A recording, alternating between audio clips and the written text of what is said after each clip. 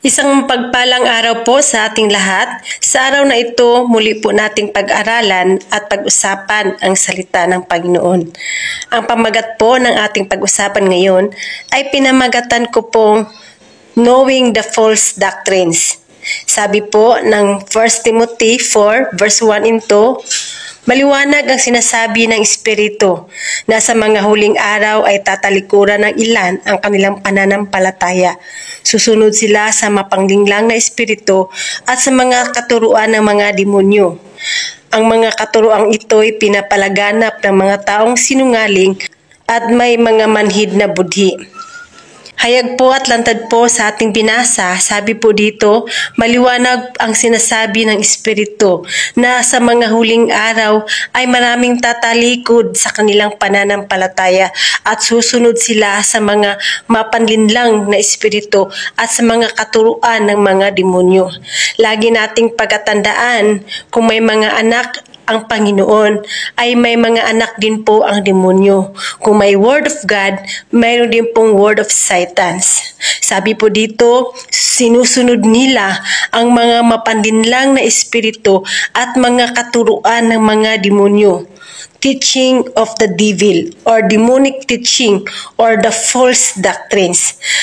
Kapatid, lagi po nating alalahanin kung may mga taong filled with the Holy Spirit, empowered by the Holy Spirit, guided by the Holy Spirit, mayroon din pong mga taong filled with the demonic spirit, empowered by the demonic spirit, guided by the demonic spirit.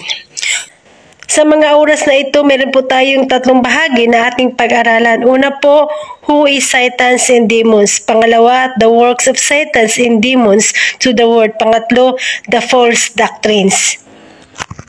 Tatalakayin po natin ang unang parte.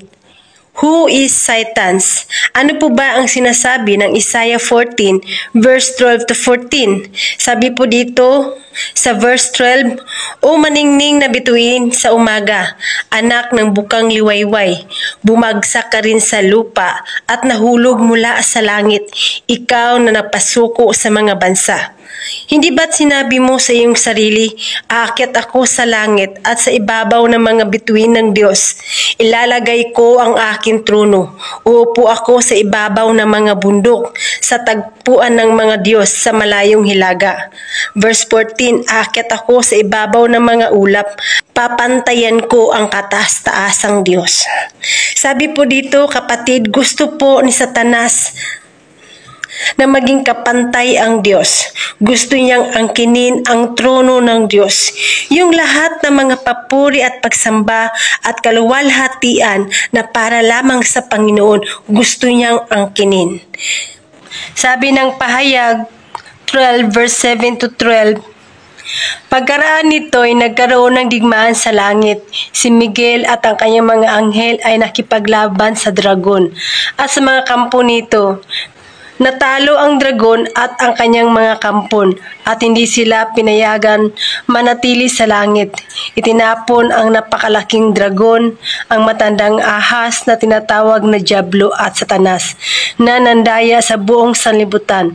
Itinapon siya sa lupa kasama ang lahat ng kanyang mga kampon.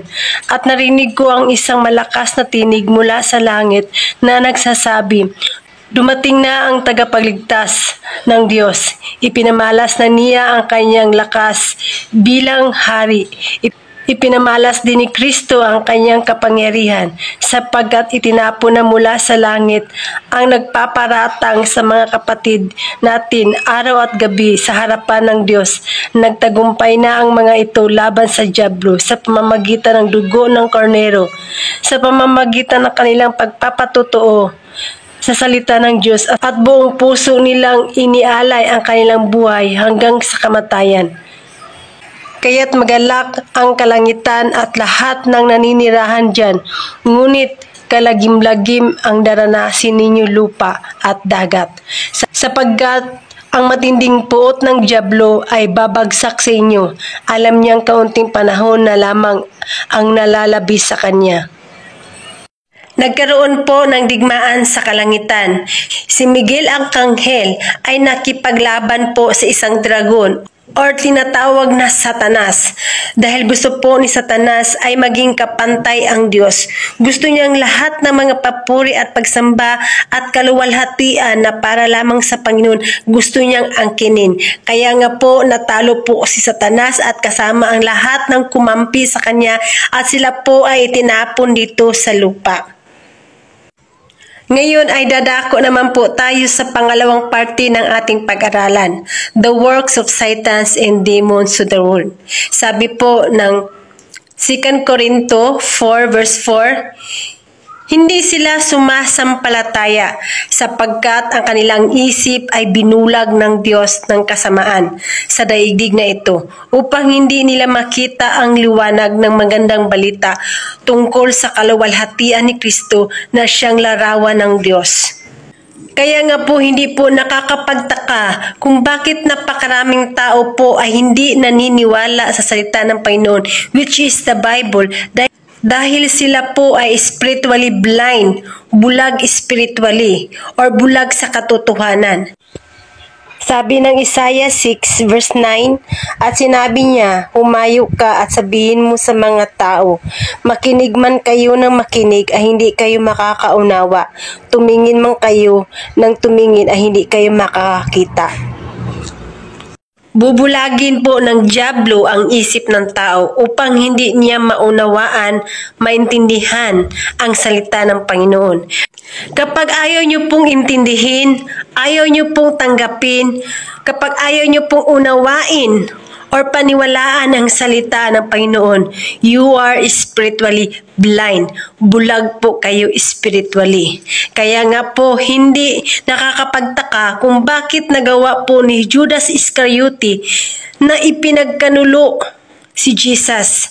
Sabi po ng Lucas 22 verse 3 to 4, noong na may pumasok si Satanas kay Judas na tinatawag na Iscariote, na kabilang sa 12, kaya't nakipagkita siya sa punong pari at sa mga pinuno ng bantay sa templo upang kanilang pag-usapan kung paano niyang may pagkakanulo si Jesus. Dito po kapatid, lagi po nating pagkatandaan, si Satanas po at ang kanyang mga kampon or Satans and demons, they are spirit, they are powerful. Wala po silang katawan physically. Kaya po nilang pumasok sa katawan ng tao at kontrolin ang isip at puso ng tao. Sabi po ng Marcos 5 verse 1 to 2, si Jesus at ang kanyang mga alagad ay dumating sa kabilang ibayo sa lupain ng mga Gerasino. Pagkababa ni Jesus sa bangka, siya'y sinalubong ng isang lalaking sinasapian ng masamang espiritu. The works of Satans and demons. Number 1, kaya nilang bulagin spiritually ang tao or spiritually blind, bulag sa katotohanan, upang hindi nila makita at maintindihan ang liwanag ng magandang balita patungkol po sa kaluwalhatian ni Kristo na siyang larawan ng Diyos. Pangalawa po, kaya nilang pumasok sa katawan ng tao at kontrolin ang isip ng tao. Sabi po ng John 10 verse 10, dumating ang magnanakaw para lamang magnakaw, pumatay at manira. To steal, to kill, and to destroy. Ito pong magnanakaw is refers to Satans. Wala pong ibang trabaho si Satanas kundi nakawin sa atin yung katotohanan na dapat nating maintindihan at malaman patungkol po sa salita ng Panginoon.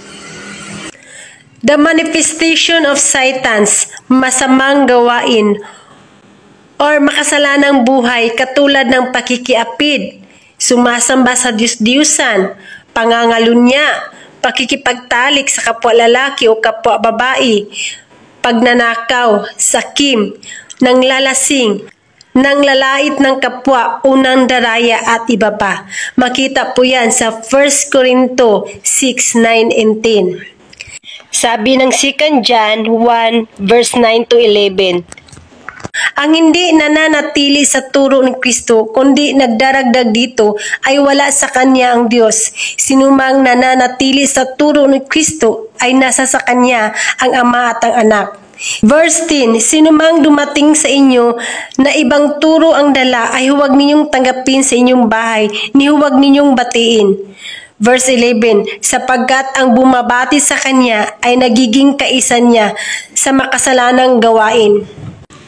Dito po, hayag po at lantad po sa ating binasa, sino mang dumating sa ating bahay na nagtuturo ng wala sa Biblia, kapatid, sabi po ng Panginoon, huwag po nating batiin, huwag po nating patuluyin, kapatid. Hindi po nating batiin dahil tayo po ay nakiisa sa masamang gawain. Sino man yan sila, professional man sila, mga maganda or mga gwapo, mga mayaman, kapag sila po ay nagtuturo na wala sa Biblia, sabi po ng Panginoon, maging kaisa po natin sila sa masamang gawain. Paano po sila mag-manifest? The manifestation of Satans and demons sa pamamagitan ng tao, magdadala sila ng doktrina na wala sa Biblia. Sabi po ng 1 Timothy 4 verse 1 to 3, maliwanag ang sinasabi ng Espiritu na sa mga huling araw ay tatalikuran ng ilan ang pananampalataya. Susunod sila sa mga mapanlinlang na espiritu at sa mga katuruan ng mga demonyo. Verse 2, ang mga katuruang ito'y pinalalaganap ng mga taong sinungaling at may mga manhid na budhi. Verse 3, ipinagbabawal nila ang pag-aasawa at mga uri ng pagkain. Ano po ba ang doktrina na wala sa Biblia? Number 1, ipinagbabawal nila ang pag-aasawa. Sa Roman Catholic Church, ipinagbabawal nila ang pag-aasawa sa mga pari at sa mga madre. Ngayon, titingnan po nating mabuti kung ano po ba ang sinasabi ng Biblia patungkol po dito. Sabi po ng 1 Corinto 7 verse 8 to 9, ito naman ang masasabi ko sa mga walang asawa at sa mga byuda, mabuti pa sa kanila ang mananatiling katulad ko na walang asawa. Ngunit kung hindi sila makakapagpigil sa sarili, mag-asawa na sila. Mas mabuting mag-asawa kaysa hindi makapagpigil sa sarili sa matinding pagnanasa. Para po sa mga hindi pa po nakakaalam, si Apostle Paul po or si Apostle Pablo, siya po ay isang binata. Sinabi niya po dito sa 1 Corinto 7, 8-9, sa kanyang sariling opinion po. Sabi niya po, mas mabuti sa isang lalaki o babae o byuda, hindi na makapag-asawa. Para sa kanya po, mas maganda po yung walang asawa. Kung ikaw po ay maglilingkod sa Panginoon, dahil mas makapokus po sa paglilingkod sa Panginoon. Kapag ikaw po ay uuwi ng bahay kahit na gabi, walang maghihintay sa iyo or magagalit sa iyo or walang maghahanap sa iyo. Sa kanya lang po yun, opinion lang po ni Apostle Pablo. Pero kapag ikaw po ay hindi makapagpigil sa iyong sarili, mas mabuting mag-asawa kaysa magkasala ka. Mas mabuting mag-asawa ka kaysa magkasala ka na hindi makapagpigil sa sarili. Mas mabuting mag-asawa ka kaysa magkasala ka sa matinding pagnanasa. Kapag ikaw po ay hindi makapagpigil sa iyong sarili sa matinding pagnanasa ng laman, mas mabuti pong mag-asawa kaysa magkasala. Bakit po? Dahil ang tao po ay meron po tayong instinct sa sex. Normal po yan sa tao. Even po ang mga hayop, meron din po silang instinct sa sex. Normal po yun. Always remember, kapatid, kapag ang isang binata or dalaga nagkasala sa pamagitan ng pakipagtalik or sex without the license of marriage, nagkakasala po sila ng fornication. At kapag ikaw naman po ay may asawang tao at nakikipagtalik ka sa may asawa, ikaw po ay nagkakasala. Kapatid, ang tawag po dyan, adultery or pangangalunya. Sabi po ng Mateo 8:14, pumunta si Jesus sa bahay ni Pedro at nakita niya roon ang biyanan nito na nakaratay at nilalagnat. Hayag at lantad po sa ating binasa, even si Pedro po, isa sa mga disipulo or disciple ni Jesus, meron po siyang asawa. Hindi po masama o hindi po tayo magkakasala kapag tayo po ay naglilingkod sa Panginoon na may asawa.